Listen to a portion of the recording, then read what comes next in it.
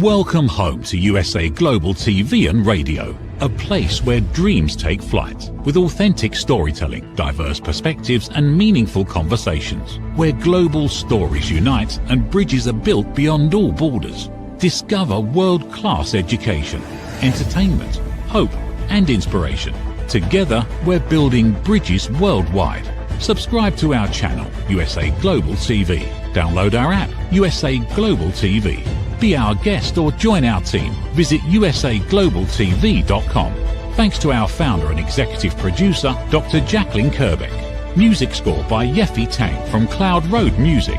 Voiceover artist Mike Porter. Creative direction by Paul Garcia. USA Global TV and Radio. Your home for global connection. All rights reserved. This video and its contents are the exclusive property of USA Global TV and Radio. Unauthorized use, duplication or redistribution in any form is strictly prohibited.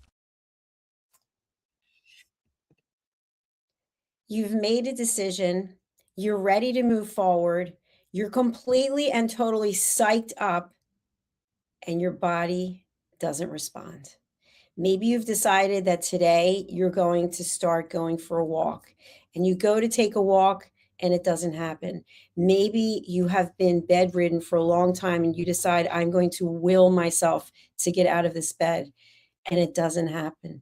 Is that a failure when our body is saying one thing and our mind is saying something else? We're going to discuss that today on A Woman's Prerogative here at USA Global TV and Radio. Joining me is my dear friend, mentor, and colleague. She is a day ahead of us in another world, in another season in Australia. Let's welcome Mariska du Preez to the show. Hello, Mariska. Good to have you.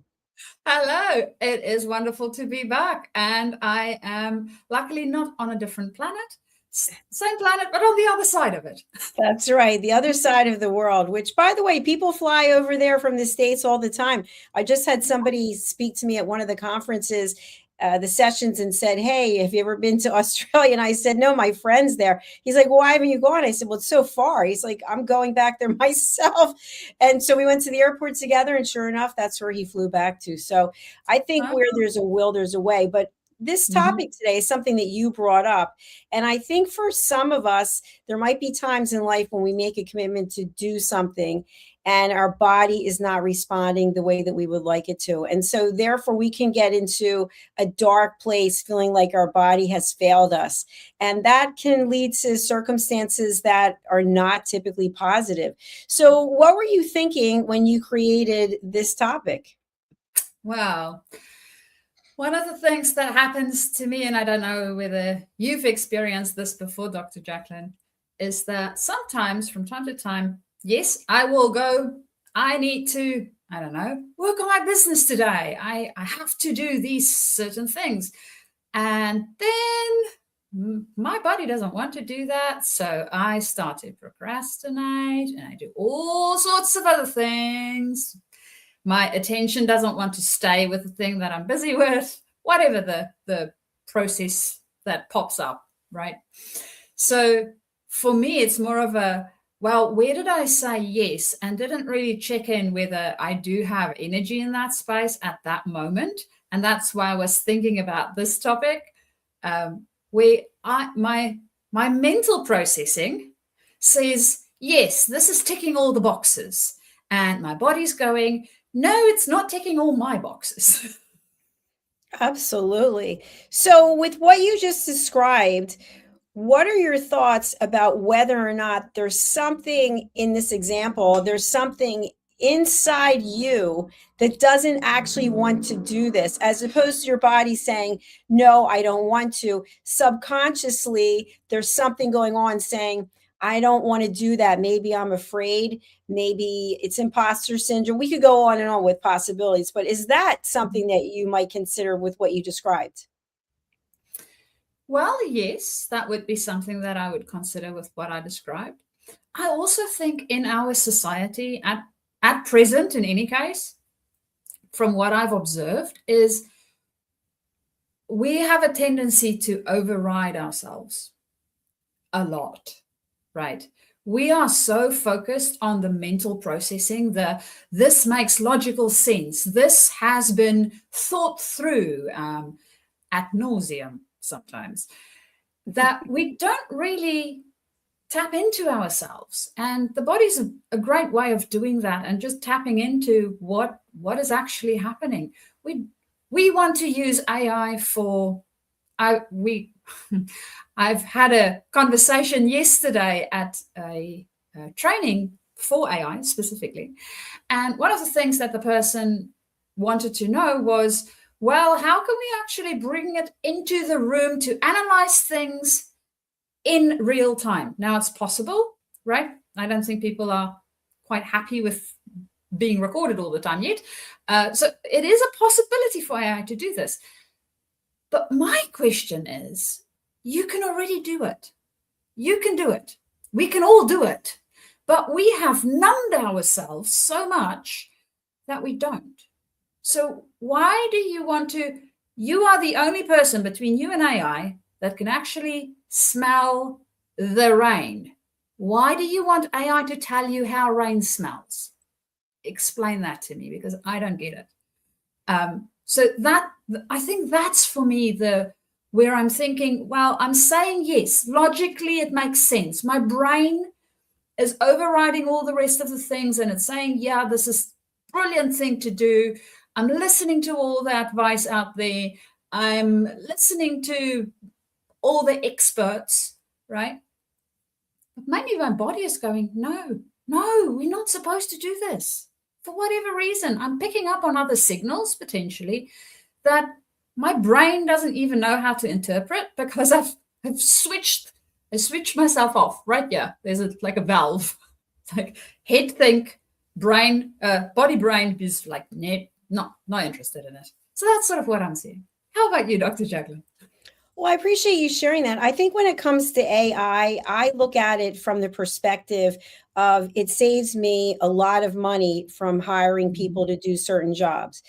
Does it make mistakes? All the time. In fact, yesterday, once again, I had a little conversation and I said, if I were actually paying you money, even though I'm paying for a subscription, you would be on notice, because you make so many mistakes because you don't actually take the time to analyze what's being asked. And by the time I hit enter, you are going, and you haven't had, how could you possibly have read every nuance of what it was that I wrote? Because I literally just hit enter and now you're coming up with an answer.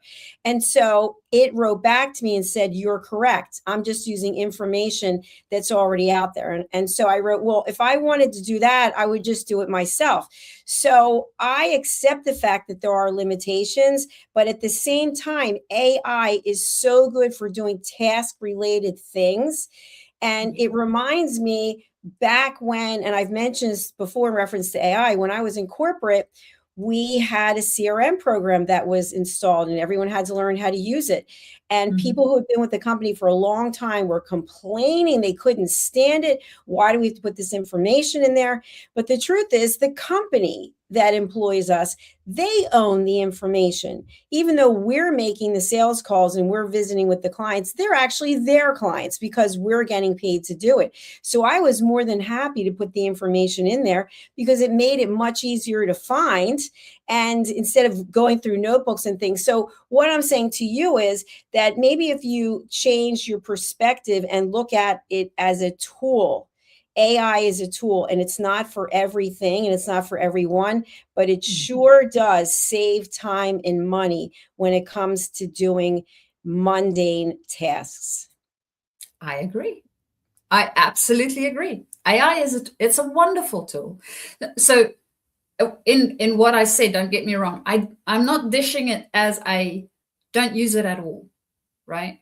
It's more of a, if I'm going to use a hammer for working on something, I want to use the hammer correctly. I don't want to use a hammer when I want to cut a piece of steak. It's not going to work, right? My steak's going to be fairly flat and unevenly, most probably hammered through. So not the right place to use it. So using it, not the problem. Using it correctly, yes. And then my addition to that is, as a society, we have gone into using our brains there's like a penthouse built in our head, right? We use our heads for thinking about anything and everything. But there's a difference between thinking about the thing and actually feeling the thing, experiencing the thing, being in the thing. A visceral experience of it is so different. And we know this through science. They actually tested people and said, think about playing a trombone. Right. Now, if you have never played a trombone, the areas in your brain that actually lights up is the ones associated with language. Because you are thinking about the word trombone, what you have read about a trombone. You have no visceral experience of actually playing a trombone. You don't, right? The body doesn't know how it works. But if you take the exact same question and put the machines on somebody that has actually played the instrument, there's a wide network that actually lights up. And you can see that different things is being activated. The muscle memory is activated. Some of the creative spaces gets activated. So there's a very, very big difference between thinking about the thing and actually being able to do, experience, feel the thing. And I think that's the nuance that I want to bring into we have said yes because cognitively it sounded like a good idea. We perceived it as oh yeah, this ticks all the boxes idea. But we haven't actually felt it. We haven't actually checked in with our body. Does my body think it's a good idea for the experiences that I have had so far on this planet? Right? No, we just cut ourselves off there. It's like the head does all the executiveness, and we don't check in with the rest of the system. And guess what? You actually have a lot more in the rest of your system that gives you information to make good decisions, but we don't use it. We just don't. And that, to me, is a bit sad. There's a lot to consider in what you just said. I think part of it could be that for many people across the world, there's a lot going on. There's a lot of hatred. There's a lot of anger. I see it all the time. And it is exhausting. It is so exhausting to have to see all the negativity in the world. Even when we do some shows, people will post comments. And I think to myself, and I've said this before, really, you have nothing else to do but post some nasty comment that has nothing to do with this show, because people are not expressing themselves. So what they're doing is they're taking it out in other ways. So I think to what you're saying is, in some cases, people are just on autopilot. And I don't think for the most part that people are checking in with what it is that really lights them up, what it is that really excites them. And you have things in your life that excite you. I have things in my life that excite me. But many people don't have that. They're just going through the motions. And so when it comes to AI, it's kind of like, well, let me just have it do whatever it is it can do. In fact, at the conference where I just was speaking, one of the questions was, when we were on this panel, was about having AI write a book for you. So can AI write a book for you? Absolutely. But to your point about the trombone, how will you know what it feels like to actually write a book? And if AI is writing it for you, you didn't actually write it. So are you going to feel comfortable putting your name on that, knowing that all you did was copy and paste and submit? That's not writing a book. And it's not the same feeling. So I feel from what you're saying, it's a much deeper issue where we go back to the same thing, which is people are basically unhappy. And when they're unhappy, and of course I'm generalizing, then they make rash decisions. They express themselves in ways that might not be healthy. They take it out on other people. And we certainly see it all over social media. Yeah. And unfortunately, it goes back to your point of people being unconscious. They're in zombie mode, right? They just react. They don't check in with themselves. Does this actually make me feel good? And I'm not saying that we will always come across interactions or things that happen in life that is going to go, oh, yeah, I want to do this thing. I mean, there was quite a number of times in my leadership career that I had to have tough conversations with people, or even had to let people go, right? Because they weren't a fit for that organization or that department. And it sucks. It sucks. I don't like it, right? I'm influencing another human's whole trajectory in all likelihood. It sucks. I don't necessarily want to do it, but it isn't a thing that is good for them to stay there, because it's almost like staying in a relationship just because, well, you're comfortable in the relationship and it's okay, right? But you're not happy and the other person's not happy. Why are you doing that? It's a comfort relationship. So that was the same with that specific person that I'm thinking of. It was a comfort relationship in the organization. They're not really contributing. As a matter of fact, there was times when they weren't contributing, and they only came to work because of money. Right? Well, you can get money anyway, technically.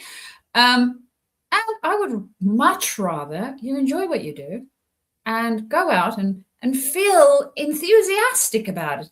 And I want to work with people that feels enthusiastic about it. So keeping you won't work either. But for me, it was the checking in how do I have this conversation so that it makes sense for my nervous system, for my way of being, for how I want to show up as a human being, having compassion for another human being going through something that sucks, right? We can do that. We can all do that. It doesn't mean that it's going to be less sucky, but we can at least show up in a way where we aren't ashamed of ourselves, or we don't think to ourselves, oh, I could have done that better. Hopefully we are aware enough to see when that happens. But having it in alignment with how we want to show up, how we want to be as humans in life, and not be a zombie that only use ChatGPT or AI to do everything. I've heard of people even using it so that they can script out difficult conversations. Very true.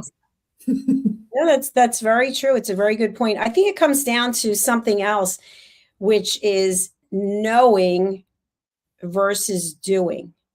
There are many times we actually know and understand. If you think about getting a review, if you're in corporate and maybe you get an annual review, maybe it's 2 times a year, and your superior, your direct, person you report to, will come back with certain things that you need to work on. And you can read the report, you've had the conversation, there are certain things that you need to work on, but do you work on them?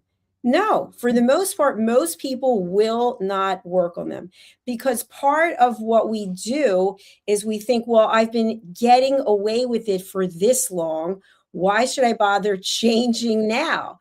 Or maybe I'll be so good in a different area, they won't notice about this area. And it's almost like relationships. And I've heard this time and time again. One partner makes the money, and the money is such that the 2 people, the family, they have a very comfortable life. But just because the person earns the income, that doesn't mean they have no other needs.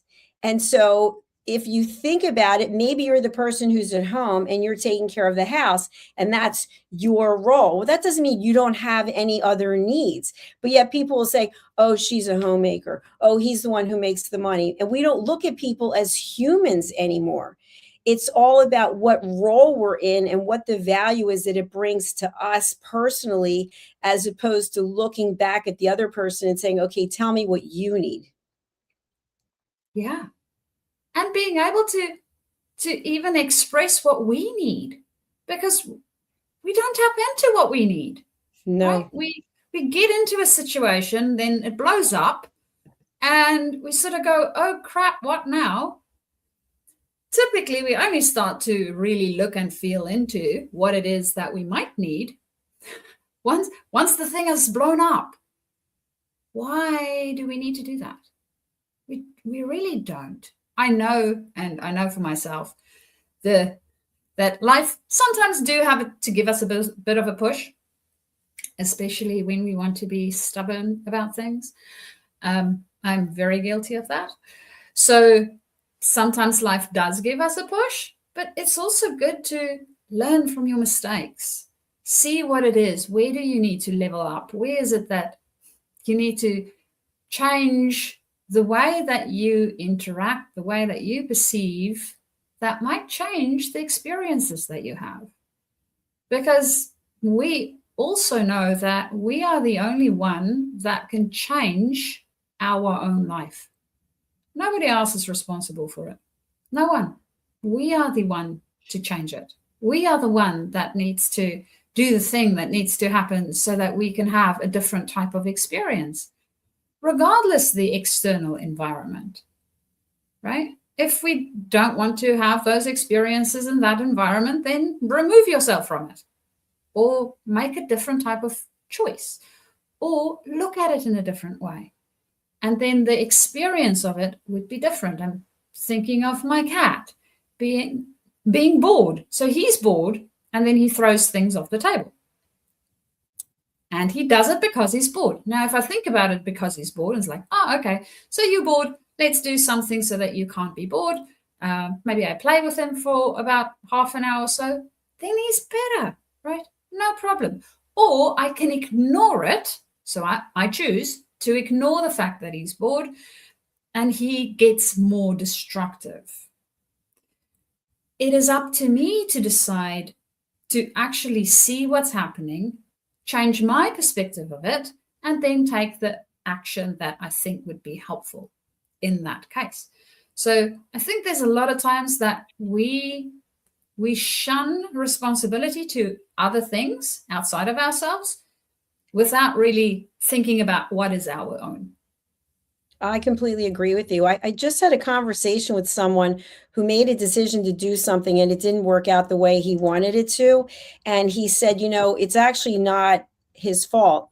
It's actually the other people in his life. It's their fault because they didn't tell him that he shouldn't do whatever it was he was going to do. And I said, okay, let me see if I understand this. You are over the age of 18. You are full-fledged adult, and you made a decision and it didn't work out the way you wanted to, and you knowingly and willingly went ahead with whatever your decision was, and now it's someone else's fault.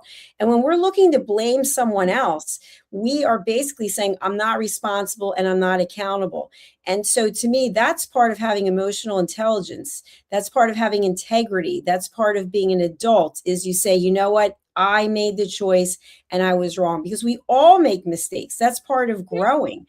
But if we don't want to say, yes, I'm the one who did it, I'm the one who said it, then we still haven't learned the lesson, and probably more lessons are going to be coming down the road. Yes. And to your point, Dr. Jacalyn, I mean, we can't fix the other people, right? They may or may not tell us whether this might work. It's not their job to tell us whether this might work. It is our job to figure out whether we want to take the risk or not. And then go, yeah, I'm okay with, if this works, it would be brilliant. And if it doesn't work, I'm fine with it too, right? If I'm happy with that, go for it. If I'm not happy with that, don't. It's very true. It's as easy as that. And again, going back to the head and the body, right? Potentially, and I have a vague suspicion, but potentially this person's system was trying to tell them, maybe look at this or that, but they didn't listen to it. They didn't even potentially know how to listen to it. They were overriding it with the brain going, oh yeah, this is a great idea, right? So even if there was signals, externally or internally, they ignored it like a stop street. So true. My story that I want to share, which is an add-on to what I've shared before, is, as you know, in August of last year, I was running full force on a treadmill in a class, and I was singing and I was having a great time, and I tripped and I fell off the treadmill, and I went to urgent care, and my arm was in a not a cast, but I forget what it's called. And then I still have, I have a scar over here from wherever it is, from my bracelet going into me. And so it was really traumatizing. And I really believed that it was the sneakers I was wearing. And I told myself, it's these sneakers. I even did a search to find out if other people had tripped wearing these sneakers. And of course, I found that there were tons of stories of people who had tripped wearing these sneakers. And so I stopped running, and I take class probably 5 times a week. And I think it was 2 days ago, I decided to just start running again. But my mind was saying to me, I don't know. Do you really think you should be doing this? You're 63. What if you fall again? And my body was saying, listen, we can do this. We've been running for years. This is not anything new to us. And so I've been running. But today I decided to hold on with one hand because I kept hearing myself saying, one trip, and that's it. It could completely wipe you out. So is my body trying to tell me something? Is my mind? Or is it I am afraid because I've already fallen? Is it because I do trip sometimes with my right foot when I walk? For some reason, I might just, and it depends on what shoes I'm wearing as well. So therefore, in this example, I don't know what the answer is. I don't know if it's the mind, because the body is more than capable of doing it and did it. So what are your thoughts on that? Well, it sounds like the body is also giving you a couple of signals. I trip when I walk from time to time. It might depend on the shoe. It might depend on the surface, right? So I have these occasions where my feet coordination might not be quite what I hope it would be. And I have the same problem. So it doesn't prevent me from running, but it does have, it also makes me a little bit more conscious of what needs to happen around me, right? So do I have shoes that I might, I don't know, some of these new sneakers have very big soles at the bottom. It's annoying because I trip over them, right? The way that I run, I trip over them. So am I using shoes that actually enables me to do this better, or might trip me up? Am I holding on to the side maybe? Because if I do that and I trip, then at least I can hold myself, right? Or if I'm running and it's not on a machine, am I running on grass instead of on the tarmac or whatever? So just looking at what is it that I'm bringing into my environment that helps me, and what is it that I'm bringing into my environment that might hinder me? And then listening to the body. If the body goes, nah, not today, like, okay, maybe I'm tired, right? So the likelihood of me tripping is increased. So I won't run today, but I might run tomorrow or the day after, whatever the case might be. So I think it's a combination of the two. And then there's the old saying of, if you fell off a horse, the best way to ride a horse is to immediately get back on the horse. So there is a little bit of because one of the things that the brain does is it pattern recognizes, right? So it's a wonderful piece of equipment that we have, and it also pattern recognizes. So if something happened before and we got hurt, it will let us know, hey, maybe be careful. So it is there to protect us. It doesn't want us to fall. And because it doesn't want us to fall doesn't mean we shouldn't run.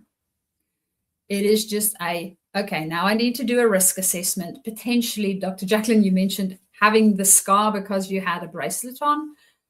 It might maybe mean taking some of your jewelry off when you are running so that if I fall, right, I won't have extra injuries. Or when I'm running, I'm holding on to something so I don't fall off the machine and hit my face or whatever the thing is. So it's part of that risk assessment. And checking in with the body, is this enough? And if the body is like, yep, we can still do this, then go for it. If the body is like, I'm not so sure, then go back and check the list.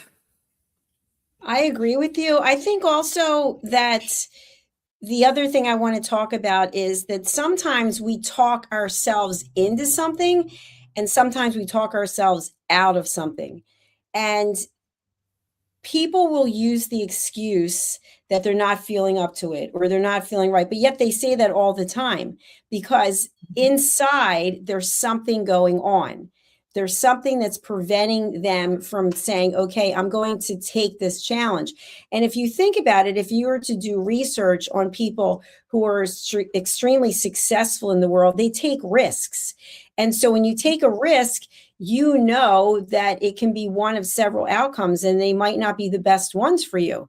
And it might end up that you're getting hurt. For example, if someone decides to go skydiving, you would think they would take a certain amount of lessons, get certified, or maybe it's what's the scuba diving. And we just saw people who were killed.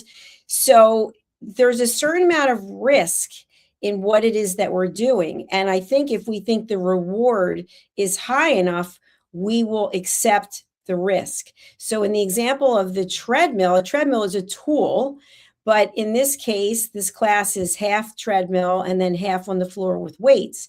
And so I really enjoy the class, but when I'm walking up a hill, I know I can do more. And when I'm running now for the last 3 days, I know I can go faster. But I feel safe doing what I'm doing because I still feel the trauma of falling off. And as we get older, it is hard to recover from injuries. So I'm happy to do the treadmill, but at the same time, I'm not going to take it up to 7 miles an hour where I potentially fly off the machine again. And by the way, there's a wall behind me. So you could hit you could be, that's it, man out, done, finished. So I think we have to assess what is the risk of what we're doing versus what is the reward. And one thing I think is interesting, I did some research about this. More injuries occur on treadmills than any other piece of equipment in the gym. So there have been many instances apparently across the world where people have fallen or flown off of a treadmill. So going back to the topic of the day is we might be really interested in doing something and our body doesn't show up to support us in some way because there's some kind of fear. Yeah, very, very possible that there is something that is preventing us, right? And listening to the body, we can figure that out. But if we don't, we just become a couch potato. And the thing with being a couch potato is that's a risky job too. That's right. That's right. Yeah. So I wanted to share something else, which is just today, I went to the dermatologist and I had my yearly scan for my skin for skin cancer. And my mother had probably 78 skin cancers, 2 melanomas. My father had a melanoma. So the likelihood of getting skin cancer is high. And so for the last, I would say 10 years, when I do go out in the sun, I'm wearing a huge hat, big sunglasses, long sleeves, and I've had plenty of people make fun of me. I really have. And today, when I walked out of that office, I felt like $1 million because I had no skin cancers. And so to me, it's kind of like your body saying, well, I love the sun. Like we love to be in the sun. When I was a young girl, I would just fry myself out there, put the sun in on my hair. Sometimes we would have like aluminum foil just burning. But you realize as you get older that your body doesn't want that. It doesn't want to be all wrinkled and filled with age spots, where I know there's some people out there who love lying in the sun, but the mind says, listen, we don't want to go out this way. We don't want to have to reverse all the damage that we've been doing. So let's take action so this doesn't happen. Yeah. And I mean, there's always something about being preventative, right? It's again back to that risk assessment. Well, I can do all of that and I can be a sun baby all the time, but what's the risk to that? Well, the risk is potentially I will get skin cancer. Do I want skin cancer? I don't think so. Personally, I don't. Other people might not be worried about it. It's like, well, I need to die somehow and skin cancer is the thing, that's fine. So it is understanding what is the consequences to the thing that you are choosing, whatever that thing might be, right? And it's not the environment then imposing it on you. I mean, the sun is there all the time. If you go out during the day, even when it's cloudy, the sun is above that, but it is there. The sun is out and you can still burn, even when there's cloud cover. Ask me, I have done that before. Not fun. So understanding what the risks are and what is it that I want to live with. And I think to a degree, we also have, I don't know how you have noticed it in society in general, Dr. Jacalyn, but there is I think, increase for instant gratification. And people do not think about the long-term potential damage or impact that the thing might have. Absolutely. That is so true, especially when we're in our 20s and 30s, sometimes in our early 40s, we look at it like we're going to be here forever. And then someone we know gets ill, someone dies, maybe we get injured, and all of a sudden our eyes are wide open. It's kind of like, wow, I never thought this was going to happen to me. I remember thinking about people who were in their 80s or their 70s and, oh, I don't want to be an old person. And then all of a sudden it's like you realize that's the only way to go. You don't want to go the other way. And so we have to start looking at what it is we're doing. So while we may say to ourselves, I really want to have that huge piece of steak and those potatoes, and I don't even know what else, I don't eat meat, desserts and drinks, our body's saying, no, we don't want that. And what happens is that after eating that meal, we feel bloated and sick because our body's saying, I have to do all this work now for what you put inside me, for that momentary pleasure. And I think if we move away from just having that pleasure, whatever it might be, for a short amount of time, instead of saying, you know what, I'm going to look at the big picture and the longevity, that would be a completely different outcome for us. Yeah. Yeah. I think the way that we look at life, the way that we think about how we interact with each other, right, will change if we think about it the way that the Japanese do, from in 100 years, what is it actually that I'm building versus right now, what is it that I'm getting? Because I don't think we think, I mean, yes, life is changing constantly, right? We are seeing the increase for the speed of change, and our systems struggle a little bit to keep pace with all of that. But even with that, change has always been constant. I mean, you from year to year don't stay the same age. You age, right? Things change in your environment.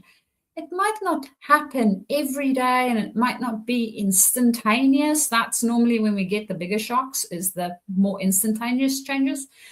But it still happens, right? That's the only thing that's really constant, is change. So why are we fighting it so much?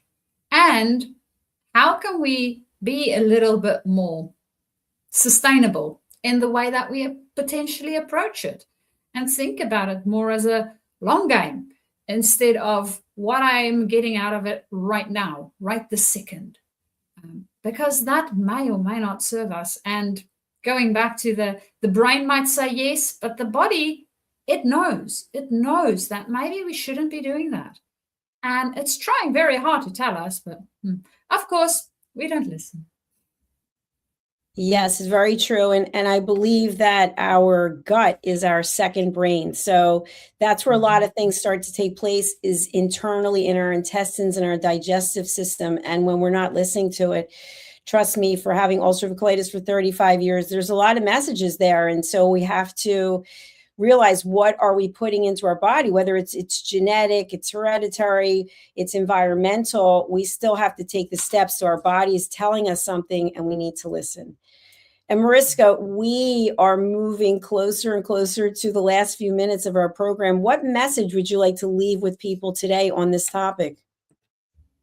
So if you have your list sorted out and you think this is a great idea, to Dr. Jacalyn's point, consult your gut.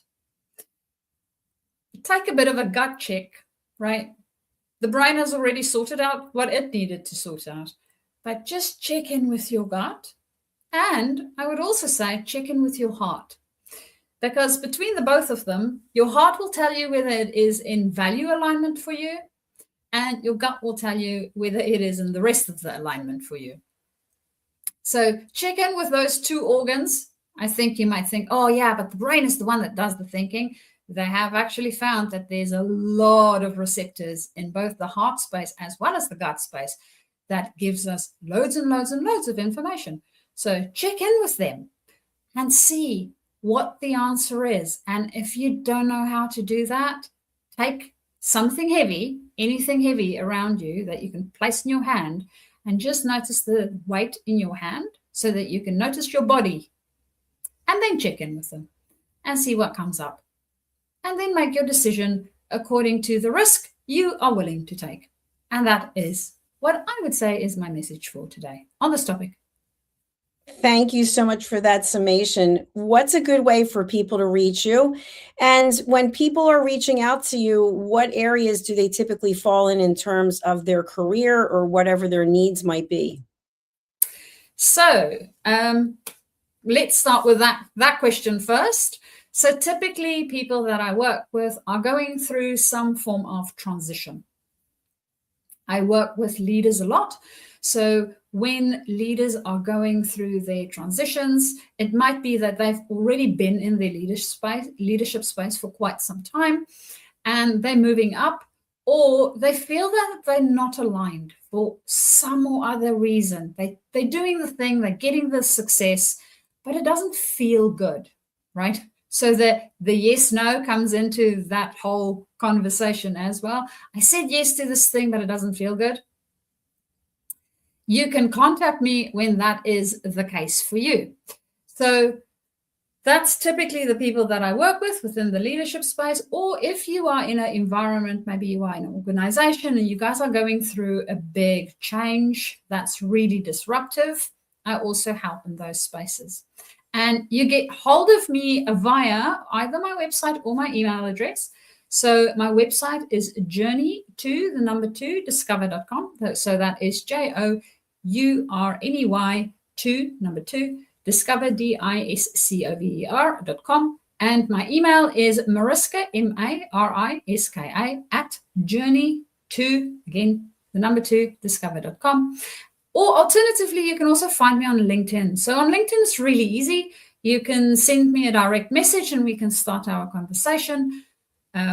So there is my profile, nice and easy if you have me on your screen. If you don't and you are listening to one of our podcasts, I'm Mariska du Preez on LinkedIn. Or if you are further than, I think, 2 people removed from me, I will show up as Mariska DU. And that might most probably send you my way, and we can start our conversation. Thank you, Mariska. I really enjoyed this topic with you today. Another excellent exploration. And I hope that you have a beautiful rest of your day. You can see the sun is starting to set across my face here. So as you're starting your day and I'm closing my out, I'm not done yet, but it's been a real delight and pleasure to have you here today. Well, I always enjoy our conversations and look forward to our next one next week. Absolutely. The weeks just keep flying by. It's hard to believe. They do. Anyway, I wish you the best. Go in peace, and we will chat soon. And you. Bye for now. Bye. If you happen to be watching on YouTube, we'd love to have you join our community. We also have a membership only option where you can get first introduction to some of the things that we're doing here. And all of our shows are in playlists, which makes it very easy to find. So our YouTube channels are USA Global TV and Radio and Dr. Jacalyn Kerbeck. We are actively looking for people who speak languages other than English to come aboard and join us as TV show hosts. We offer training. The only requirement is that you are coachable, and you are capable of taking coaching. And of course, terms and fees do apply. But if you think you have what it takes, take a look. And the information on how to contact us is right here in this clip. Hey, you. Psst. Yes, you. Watching this right now. Are you creating content, a blog, a podcast, a newsletter, going live on Instagram or TikTok, and still not seeing real visibility or growth? Here's why. Anyone can post. Anyone can go live, but not everyone is positioned to be taken seriously. Right now, people are going to YouTube to search for experts, for answers, for credibility. So while you're putting in the work, someone else is being seen as the authority. Not because they know more, because they're positioned better. Now imagine this. Your own professionally produced TV show, marketed, distributed, optimized with SEO so people can actually find you. Not just seen, but searchable, discoverable, positioned. You're trained, you're coached, you're guided. No experience necessary, but you do have to be coachable, because this is about stepping into a higher level. This isn't about doing more, it's about doing it right. We've already built the platform, 2 YouTube channels, a global audience, a Silver Creator Award. So the question is, how much longer are you going to rely on temporary visibility when you could be building real authority? If you're ready to be seen differently, go to usaglobaltv.com and apply to host your own show. This is for individuals who are serious about investing in their visibility, their credibility, and their growth. If that's you, we're ready. USA Global TV and Radio, where your voice becomes your platform. Executive producer, Dr. Jacalyn Kerbeck. Videographer, Paul Garcia. Voiceover, Ed Vargas. All rights reserved. This production is the exclusive property of the USA Global TV and Radio and may not be reproduced, distributed, or used without written permission. USA Global TV and Radio proudly presents Tracy Cram-Perkins, a dementia caregiving survivor teaching how to balance care with peace of mind. #1 resource for dementia caregivers. It's the book Dementia Home Care: How to Prepare Before, During, and After. Over 17,000 copies sold of this must-have guide. And now a testimonial from Tracy Smith. If I was to describe this book to someone who is going through a similar situation, I would underscore how important it is to have some sort of a tool or a guidebook to help you through certain stages. And there's so many, it's such an unknown topic to the average person. And to have this as a reference is essential. It's going to help you get through it personally, as well as help your loved one manage. To learn more, go to tracycramperkins.com. Tracy Cram-Perkins is an award-winning author. She's also the host of Dementia Home Care television show. Watch it here on USA Global TV and Radio. Thank you, viewers and listeners of USA Global TV and Radio, for joining us today. We're honoured to have your time and attention as part of our global community. At USA Global TV and Radio, we believe in the power of authentic conversations, meaningful connections, and creating a world of possibilities together. Want to be part of something bigger? Join our team of elevated listeners at usaglobaltv.com, a space where your voice matters and your ability to listen transforms relationships. Stay connected with us across all our platforms for thought-provoking discussions, expert insights, and empowering stories. Subscribe to our channels at youtube.com/c/USAGlobalTV. Follow us on social media and explore the endless opportunities we're creating for growth, learning, and inspiration. Together, we're not just broadcasting, we're building bridges and changing lives one conversation at a time. For inquiries, contact us at info@usaglobaltv.com. Produced by Executive Producer and Director Dr. Jacalyn Kerbeck. Voiceover by Mike Porter. Creative direction by Paul Garcia. All rights reserved. Visit usaglobaltv.com to view our full terms and conditions.